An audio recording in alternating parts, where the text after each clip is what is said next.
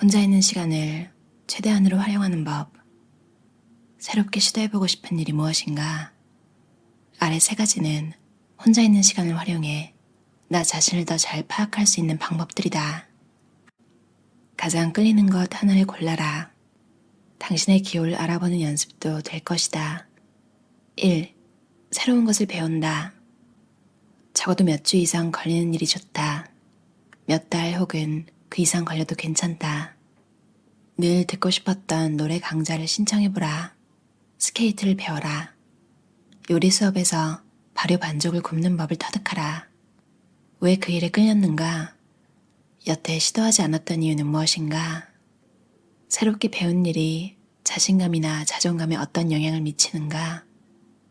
그 일이 당신이 생각하는 당신의 이미지나 되고 싶은 사람의 이미지와 잘 맞는가? 악기를 배울 때처럼 선생님이 있어도 된다.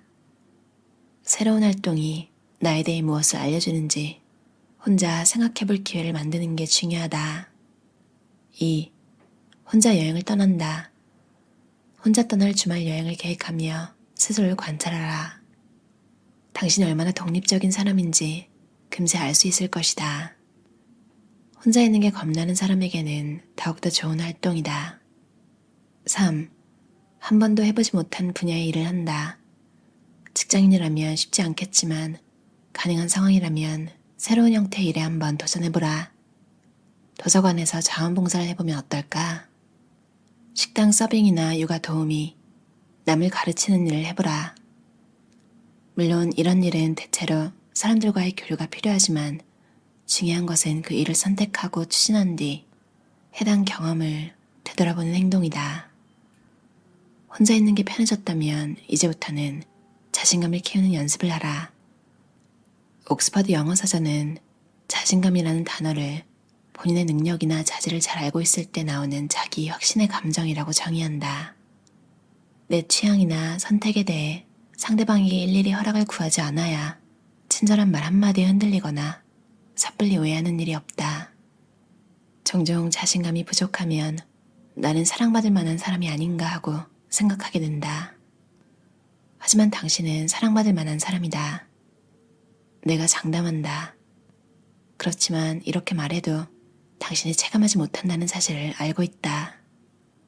자신감을 쌓으려면 시간을 내서 자기 자신을 위한 일들을 해야 한다.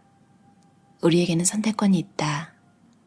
나에게 마음에 들지 않는 면이 있다면 싫다는 내 생각을 바꾸든지 싫어하는 측면을 좋게 바꿔야 한다. 끊임없이 스스로를 살펴보고 삶을 개선하려 노력하는 습관을 들여야 한다. 혼자 시간을 생산적으로 보내면 자신의 성격과 가치관, 목표를 차츰 알 수 있다. 혼자 있는 시간은 복잡한 나 자신을 이해할 수 있게 해준다. 혼자 있는 시간은 감각, 다시 말해 마음을 수련하는 데 도움이 된다. 혼자 있을 때 개발할 수 있는 핵심적인 능력 두 가지가 바로 자제력과 인내심이다. 둘은 서로 연결되어 있다. 자제력을 키울수록 더 많이 인내할 수 있다. 이 두 가지 능력이 없으면 순간의 감각에 굴복하거나 마음 가는 대로 끌려가기 쉽다. 자제력은 무언가에 끌리더라도 즉각 반응하지 않고 시간이나 공간의 간격을 만들어내는 것이다. 혼자 있으면 나에게 필요한 것을 남이 주리라 기대하기 전에 스스로 찾아서 주게 된다. 당신은 스스로에게 친절한가? 사람들은 대체로 내가 나를 대하는 모습을 보고 나를 어떻게 대할지 결정한다. 혼자서 나를 알아가기 위해 들이는 모든 노력은 타인을 사랑하는 데도 도움을 준다. 나를 이해하는 데 많은 노력이 필요하다는 사실은 아끼는 사람과 함께 하더라도 그들 이해하기는 쉽지 않을 것임을 알려준다. 어쩌면 혼자 있는 시간이 주는 가장 중요한 교훈은 나 역시 완벽하지 않음을 이해하게 도와주는 것이다. 이 점을 이해할 때 비로소 아름답고도 불완전한 타인을 있는 그대로 사랑할 준비가 될 것이다. 내가 보여주는 모습에 어울리는 사람이 온다. 당신이 세상에 무언가를 내놓으면 결국 똑같은 것을 돌려받게 된다. 이게 바로 카르마의 가장 기본적인 원리다. 세상에 당신을 보여준다는 건 당신이 원하는 관계에 대한 신호를 보내는 것과 같다. 받고 싶은 사랑을 스스로 줄 것, 지금 당장 기분이 나아져야 하는데 왜 다른 사람이 기분을 풀어줄 때까지 기다리는가? 그래서 스스로를 치유하며 그 치유 과정을 온전히 책임지는 일이 매우 중요하다. 상대방을 탓하거나 책임을 전가해서는 나아지지 않을 것이다. 내가 짊어진 정서적 짐을 누군가가 다 없애줄 순 없다. 자신의 필요를 스스로 충족시키고 나면 비로소 사람을 만난다는 게 어떤 의미인지 더 잘 보일 것이다. 상대방에게 받고 싶은 건 언제나 스스로에게 줄 수 있다는 사실을 잊지 마라. 자기 자신에게 한턱 쏘고 싶으면 한 번도 가보지 못한 식당에 갈 계획을 세워라. 자신만을 위한 생일 파티를 준비해도 된다. 빈자리는 스스로 채워야 한다. 하루의 시작과 끝에 3분만 시간을 내라.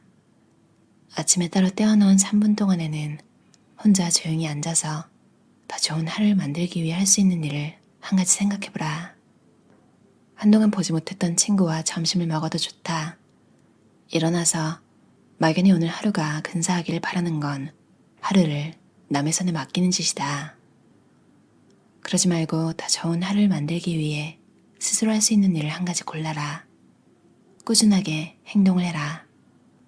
학습과 실험을 계속하며 지식이 일정 수준에 오르면 이 목적과 관련해서 내가 무엇을 좋아하는지, 나에게 어울리는 것은 무엇인지 알게 된다.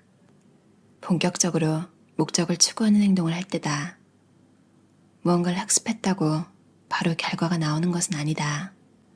실험에 대한 결과도 마찬가지다. 하지만 이 과정에서는 노력이 빛을 발한다. 목적을 실현하기 위한 단계를 하나씩 밟으면서 꾸준하고 일관성 있게 나아가라. 새로운 직업을 택해야 할 수도 있다. 작은 사업을 하나 시작할지도 모른다. 유기견을 구조하거나 자원봉사를 할 수도 있다. 무언가를 새로 시작하면 익숙해지기까지 시간이 걸린다. 그렇지만 루틴을 만들고 손에 잡히는 목표를 세우면 수월해진다. 좋은 결과를 얻기 위해서는 그 많은 학습과 실험이 선행되어야 한다. 작든 크든 승리를 기념하라. 중요한 것은 여정의 모든 순간이다. 그 모든 순간이 중요하다. 가족과 친구의 목록을 만들어라. 이 목록을 친한 친구와 가족, 친구, 의미 있는 지인, 지인으로 나눠라. 각 카테고리에 어느 정도의 시간을 부여할지 결정하라. 친한 친구나 가족과는 일주일에 한 번, 다른 친구들과는 한 달에 한 번 연락을 하거나 함께 어울리겠다고 결정할 수 있다. 의미 있는 지인들과는 분기마다, 지인들과는 1년에 한 번 연락하고 싶을 수도 있다. 가족이나 지인 중에 더 가까워지고 싶은 사람은 없는가? 당신의 흥미를 끌거나 당신이 아끼는 사람들의 목록을 만들어두면 인맥을 쌓는 데 도움이 될 것이다. 제이 셰티 저자의 사랑의 8가지 법칙이란 책이었어요. 누군가와 함께하기 전에, 그러니까 다른 사람들과 행복하려면 나 혼자 했을 때 먼저 행복해야 그게 가능하다, 이런 이야기 많이 들어보셨죠? 그걸 일목요연하게 잘 정리한 책인데요. 단순히 막 사람들과 잘 지내라 이렇게 나오기 전에 내가 나 자신과 잘 지내는 법부터 나와서 전 좀 그거에 집중해서 읽어봤는데, 자신감이란 단어, 사전에 본인의 능력이나 자질을 잘 알고 있을 때 나오는 자기 확신의 감정.